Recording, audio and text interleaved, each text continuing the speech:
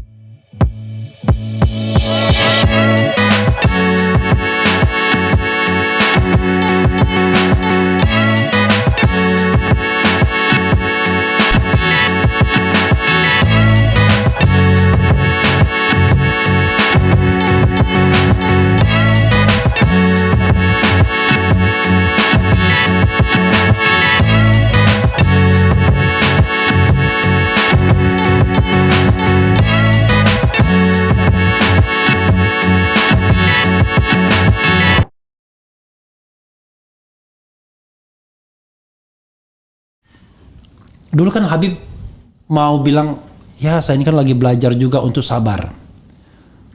Orang kan di luar taunya dia Habib ini suka marah-marah nih katanya, gitu. Tapi Habib sendiri beberapa kesempatan saya juga berusaha untuk sabar. Memang itu karakter yang sangat sulit ya kalau ngomong lebih lembut. Dalam hal apa?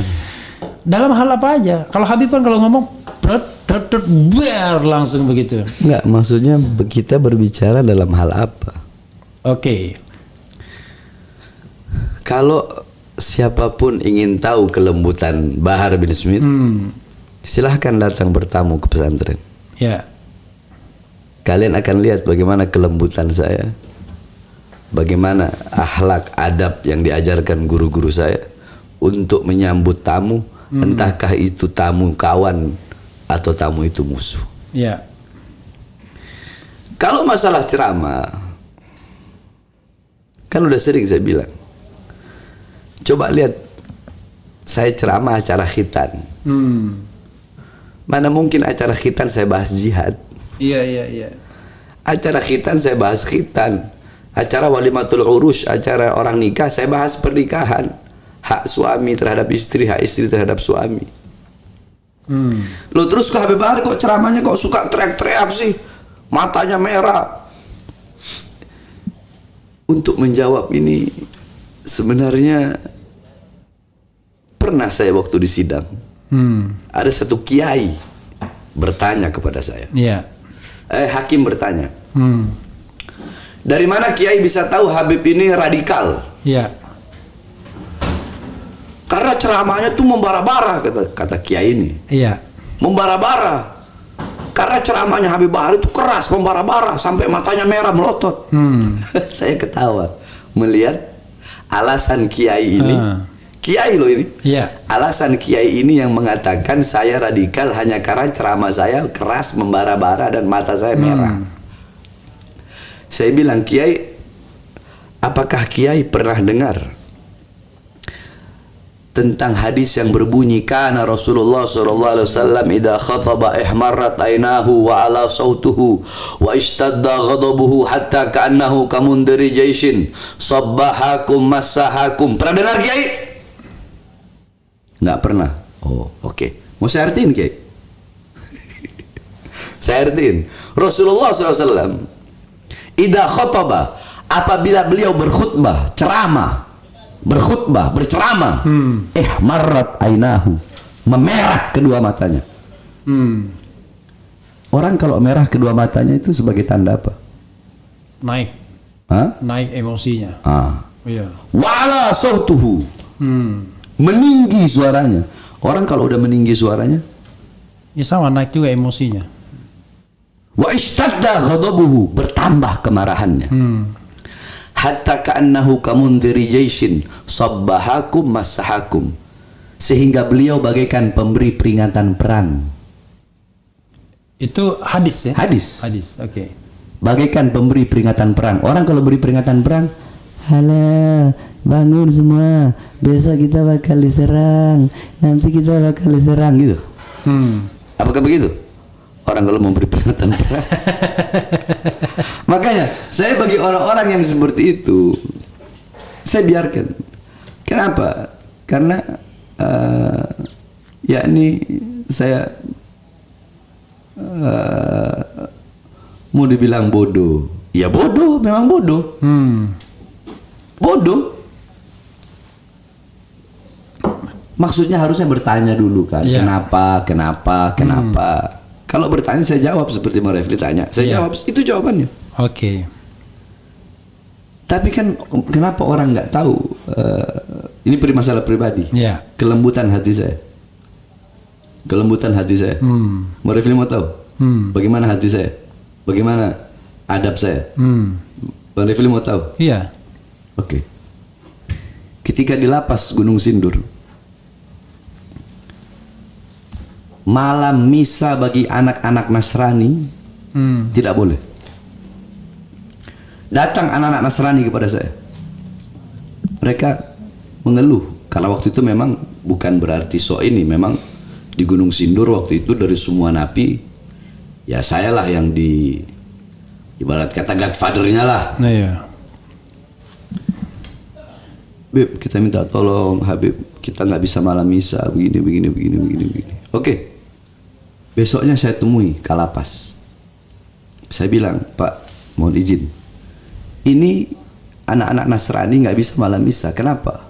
Udah dari berapa tahun mereka nggak bisa malam misa. Padahal itu hak mereka untuk beribadah. Saya tanya, kita yang Muslim, kalau malam takbiran boleh keluar nggak? Boleh. Terus kenapa mereka nggak boleh keluar? Saya nggak mau tahu. Pokoknya malam misa besok, waktu itu sekitar 4 hari lagi, 24 malam, mereka harus keluar untuk melakukan ibadah. Baik Habib, kami terima sarannya. Karena Kalapas waktu itu Masya Allah luar biasa baik. Kami terima sarannya Habib. Baik, kami akan keluarkan mereka dan kami akan melakukan penjagaan. Apakah saya disebut intoleran? Saya disebut radikal. Bagaimana dengan seorang perempuan yang beragama entah Katolik atau Kristen, saya lupa, menghina saya, dilaporkan oleh murid saya nggak tahu. Ketika sidang, jaksanya minta tolong kepada Pak Ikhwan, Ikhwan bilang ke Habib, Tuan ya, Kota. bilang ke Habib, ini ada perempuan lagi hamil kalau nggak salah begini. Akhirnya apa? Saya marahin tuh orang yang lapor. Kenapa kau lapor? Hah? Saya bikin surat. Alhamdulillah dibebaskan. Orang yang menghina saya, yang mencaci saya, yang memaki saya. Apa kurang sisi kelembutan saya? Masih tetap saya mau dibilang intoleran, mau dibilang radikal. Kalau memang gaya suara, ada saatnya. Bang Refli mungkin, makanya sekali-kali Bang Refli datang ke pondok. Waktu saya lagi ngajar santri, ya, lagi ngajar santri, Bang Refli lihat, pasti beda dengan saya ceramah. Oke. Kalau yang ngajar santri ada lembut, santai, ngajar nggak bisa dibedakan dengan ceramah. Iya, Jadi ceramah itu kadang-kadang mengandung motivasi juga ya, harus strong juga. Tapi kenapa ketika saya ceramah membahas Rasulullah, sampai saya nggak kuat hati saya bahas Rasulullah, saya nangis. Ada berapa banyak itu orang-orang yang merekam mungkin. Kalau bahas wafat Rasulullah, pasti saya nangis nggak kuat. Apakah tidak menjadi bukti bahwasanya tangisan saya itu adalah bukti daripada kelembutan? Bukankah itu ceramah itu kelembutan? Masih tetap. Ya ini Bang Refli, intinya saya naik keledai bersama anak saya, bersama istri saya. Ada orang-orang, ini orang-orang bilang, ini orang zolim nih bertiga nih. Masa keledai segitu dinaikin bertiga? Mendengar itu, saya turun dari keledai. Saya turun dari keledai, saya biarkan anak saya yang naik keledai. Istri saya dan istri saya menarik keledai. Iya. Ketemu lagi sama orang-orang tadi itu. Mereka ngomong, wah, suami apaan ini? Kok istrinya dibiarin jalan? Padahal itu keledai bisa dinaikin untuk 2 orang. Salah lagi kan? Iya. Saya naikin, saya turunkan anak saya, kami tuntun keledai tersebut tanpa dinaiki. Ketemu lagi orang-orang tadi. Apa kata mereka? Wah, goblok, bodoh, punya keledai kok nggak dinaikin. Apapun yang kita lakukan akan dianggap salah oleh orang-orang munafik. Oke. Karena tadi ruh itu saling menyatu. Tapi kalau orang munafik yang melakukan hal buruk dianggap baik. Yang tadi saya sampaikan. Iya. Ruh itu saling menyatu. Sekarang saya tanya ke Bang Refli. Anggap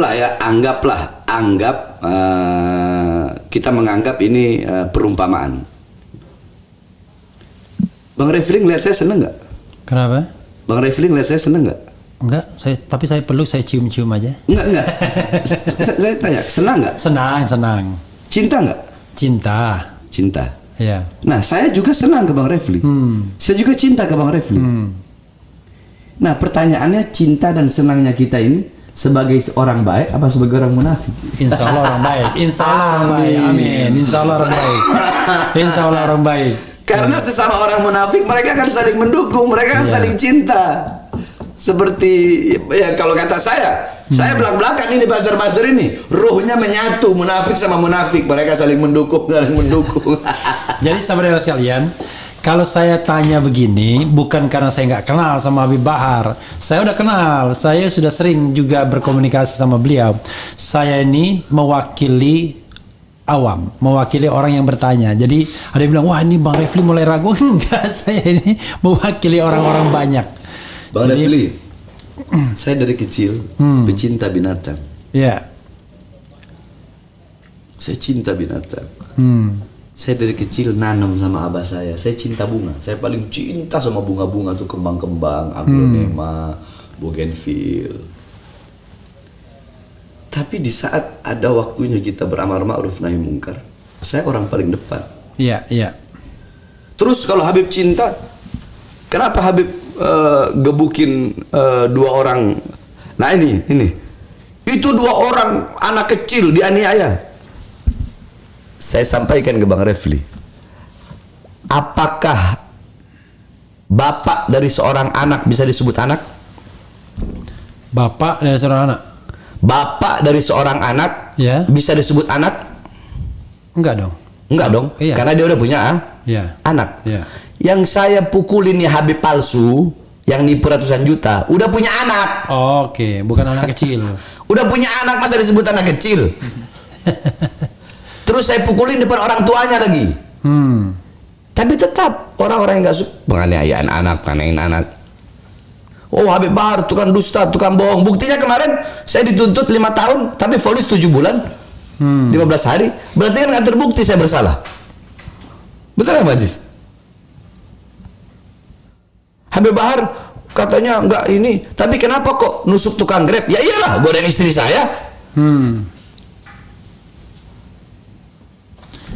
Jadi ada saat-saat, waktu, keadaan, tempat yang membuat kita sebagai laki-laki terhormat yang hidup dengan prinsip hitam-hitam putih-putih.